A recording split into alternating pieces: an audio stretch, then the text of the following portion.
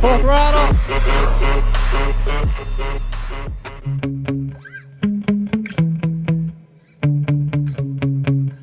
It's been about a month, but today I have the ravishing Rustler back out here.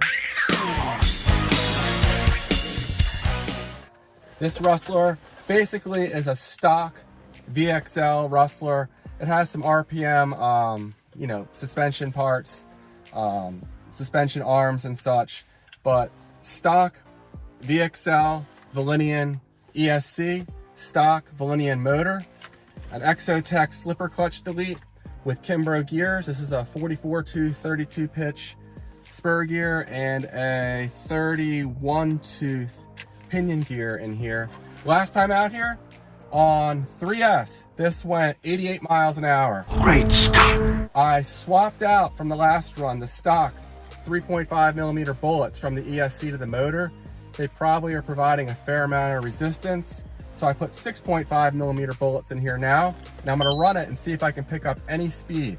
Now the conditions today are not ideal. It's in the low 40s. So I'm gonna run it and see what happens. If it doesn't pick up any speed, I'll definitely run it again, but I'm just gonna go ahead and see what happens here. I'm hoping to get 90 on the stock system on 3S, then I'll upgrade the ESC to a 4S capable ESC and shoot for 100 on 4S with the stock motor. Now last time out here, I did get this motor kind of hot. I hope I didn't damage it. I got a little greedy and did a bunch of speed runs back to back, but we'll see what happens. I'll be running an SMC 3S battery for the actual speed run, and I have a Liperior 3S battery here. It's partially used. I just crashed my Legendary Thunder using this. 2 of these to make 6S. Full throttle! Oh no! But that's all right. It's pretty close to fresh.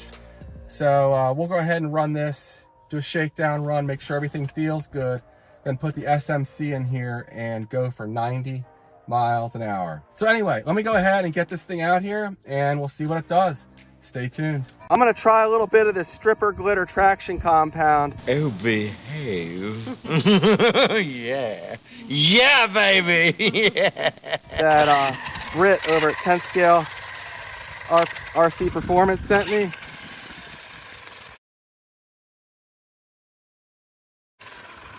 Probably just put it on the rear tires here. And then I'll go ahead and heat them up a little bit.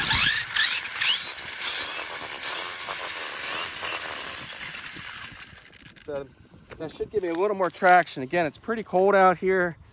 And let me go ahead and get this buttoned up and we'll see what it does. GPSs are zeroed out.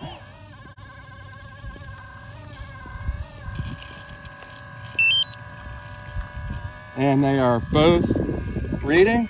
Wish me luck here. It is kind of cold to be running this thing.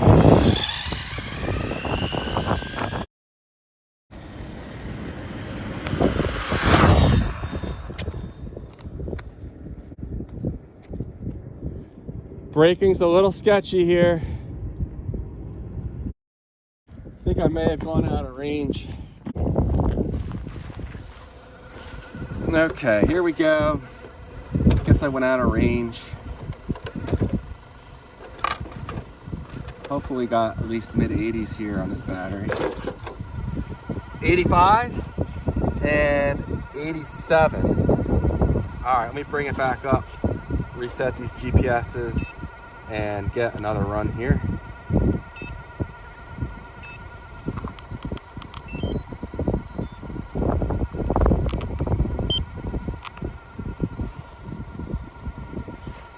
Okay, I'm gonna go ahead and try this again.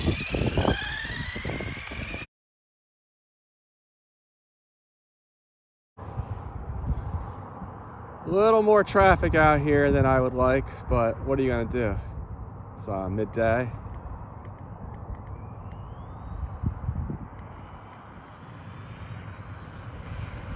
Full throttle.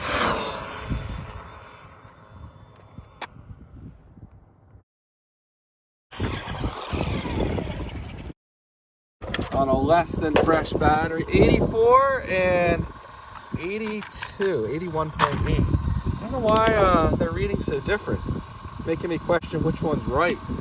Might have to bust out the cell phone and run all three of them. Next up is the SMC 3S 6500 milliamp hour 150C LiPo. This is my fastest 3S LiPo.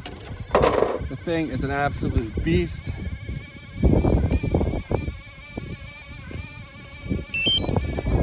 Both GPSs are reading. And let me go ahead and get this thing buttoned up. And here we go with the SMC.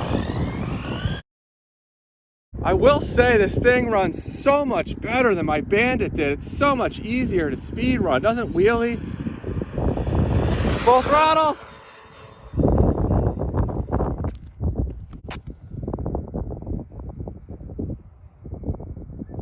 We got full throttle there for a couple seconds. I'm still learning how hard I can go on the throttle without it wheeling, and this has not been wheeling like the Bandit does. It's crazy how different it is. Perhaps these heavier tires are part of that. And I still have those 30 millimeter hex extenders, front and back. The back is probably way wider than ideal. So I still might look to tuck that in the future. Maybe I'll gain a little speed. Did we hit 90 miles an hour? Definitely not.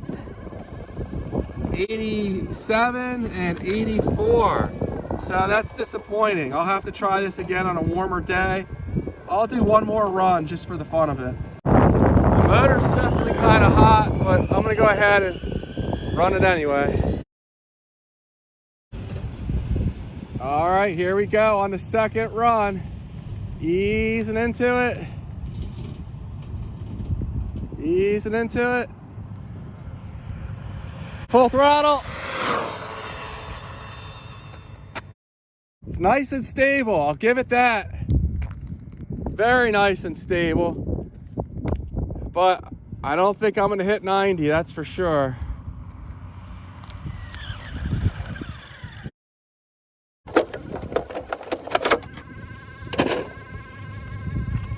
'86 and 84. And the motor needs a cool down period. I can only touch it for about 2 seconds or so. So yeah, not happening. I might run it one more time, but I'm questioning now if I overheated the motor last time out here. I'm gonna throw the cell phone in here. That's what I'm gonna do. And we'll have 3 GPSs. I trust the cell phone. All 3 GPSs zeroed out and reading. Hopefully that cell phone stays there.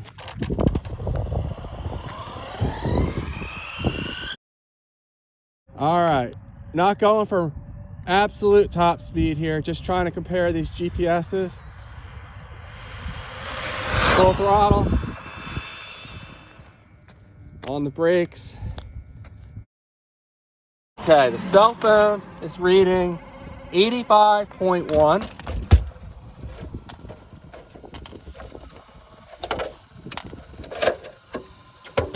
.1 on the Milan Mini and 82.6. So the Navihood is actually the one that's not reading right.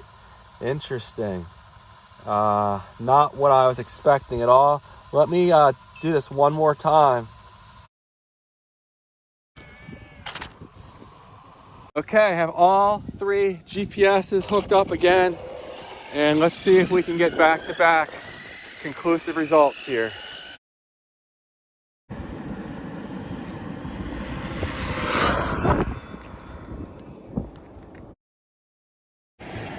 How you doing? About the same, hit 85. Okay, I was talking to one of my many trucker buddies there. A lot of them are really interested in the car, and I was sharing my YouTube channel information with him, so maybe he'll stop by and see this video. Hopefully it recorded, because it cut off when I was talking to him.